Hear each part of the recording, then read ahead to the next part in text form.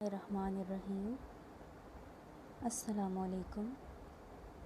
आज हम जमात जहारून की नज़म हम्द पढ़ेंगे। हम किसे कहते हैं? वो नज़म जिसमें अल्लाह ताला की तारीफ़ बयान की जा रही होती है उसे हम्द कहते हैं। इस सबक का आगाज़ करते हैं। ये हैं खुदा के निशान सारे, ज़मीं पे फूल आसमां पे तारे। सजे हैं ये कैसे प्यारे प्यारे, ज़मीं पे फूल आसमां पे तारे। ये बाग़ ऐसे खिलाए किसने, चिराग ऐसे जलाए किसने। चिराग कहते हैं शम्मा को, रोशनी को, और जलाए यानी रोशन किए। ये सब खुदा ही ने ही संवारे यानी सजाए, ज़मीं पे फूल आसमां पे तारे। खुदा की कुदरत के गीत गाओ, कुदरत यानी ताकत। खुदा को अपनी दुआ सुनाओ, खुदा की गाते हैं हम्द सारे, ज़मीं पे फूल आसमां पे तारे। हमारा जो पहला बंद है वो ये है कि यही खुदा के निशान सारे, ज़मीं पे फूल आसमां पे तारे। सजे हैं ये कैसे प्यारे प्यारे, ज़मीं पे फूल आसमां पे तारे।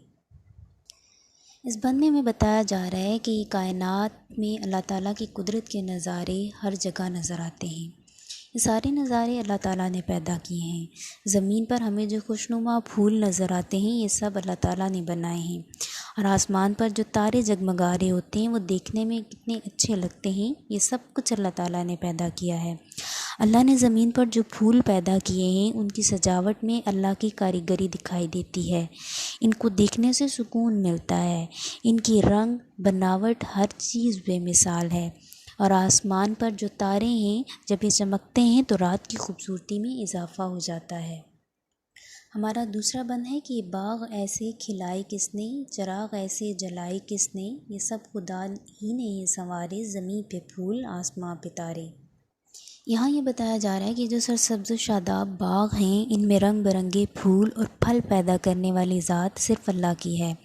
आसमान पर मौजूद तारे चिरागों की मानद चमक रहे हैं। ये कायनात को रोशनी और ख़ूबसूरती अता करते हैं। इनको पैदा करने वाली ज़ात भी अल्लाह की है। कायनात की हर शय को सजाने वाली ज़ात अल्लाह की है। दुनिया की हर शय में उसकी कारीगरी टपकती है। ज़मीन पर बागात, फल, फूल, हर चीज़ को पैदा करने वाली ज़ात अल्लाह की है। आसमान पर मौजूद तारे, चाँद, सूरज, इनको खूबसूरती बख्शने वाली ज़ात अल्लाह की है। तीसरा और आखिरी बंद इसमें कहा जा रहा है कि हमें हर वक्त अल्लाह ताला ही की हम्दो सना बयान करनी चाहिए, उसी ही की इबादत करनी चाहिए, क्योंकि ताकत और क़ुव्वत वाली ज़ात सिर्फ़ अल्लाह की है।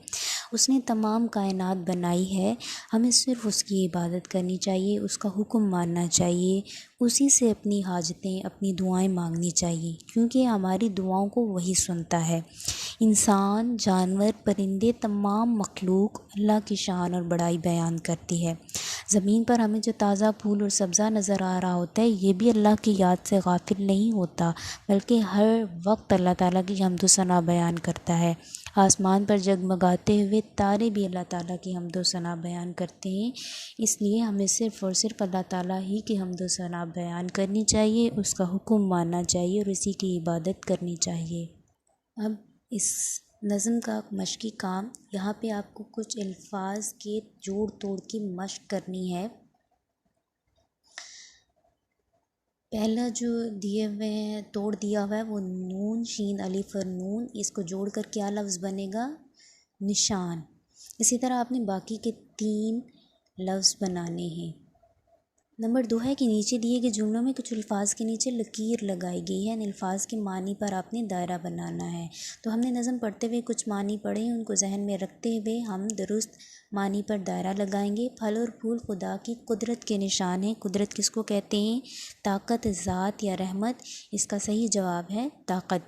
अल्लाह ने तारों की सूरत में चिराग रोशन किए। चिराग किसको कहते हैं? शम्मा, सयारे या आग। शम्मा। ज़मीन पर फूलों के ज़रिए अल्लाह ने ज़मीन को संवारा। संवारा का क्या मतलब होगा? ठंडा बनाया, खूबसूरत बनाया या दरख्त लगाए। इसका जवाब है खूबसूरत बनाया। सारी मखलूक खुदा की हम्द करती है।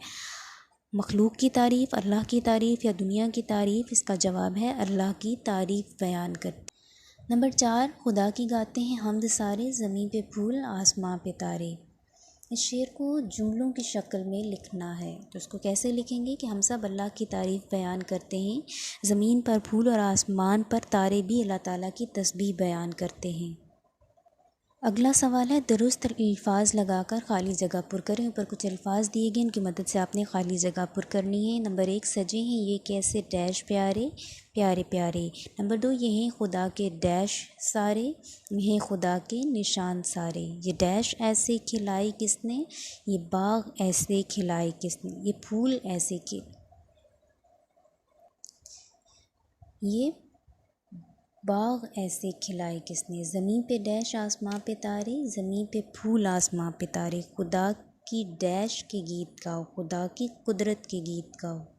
नंबर 6 है कि आपको याद है कि जब कोई सवाल लिखा जाता है तो उसके आखिर में अलामत लगाई जाती है, और जब कोई जुमला मुकम्मल होता है तो उसके आखिर में ये अलामत लगाई जाती है। ऊपर वाली अलामत को सवालिया निशान कहा जाता है और नीचे वाली अलामत को ख़त्मा कहा जाता है। दिए गए जुमलों के आखिर में दुरुस्त अलामत लगाएं। नंबर 1, अल्लाह ने सारी कायनात बनाई है। तो यहाँ पे हमारा जुमला मुकम्मल हो रहा है, तो यहाँ जो अलामत लगाएंगे वो कौन सी है, यहाँ हम ये अलामत लगाएंगे जिसको ख़त्मा कहा जाता है। नंबर 2, क्या आपने अपना काम ख़त्म कर लिया। यहाँ पे सवाल पूछा जा रहा है, तो यहाँ हम कौन सी अलामत लगाएंगे, यहाँ हम ये अलामत लगाएंगे जिसको सवालिया निशान कहा जाता है।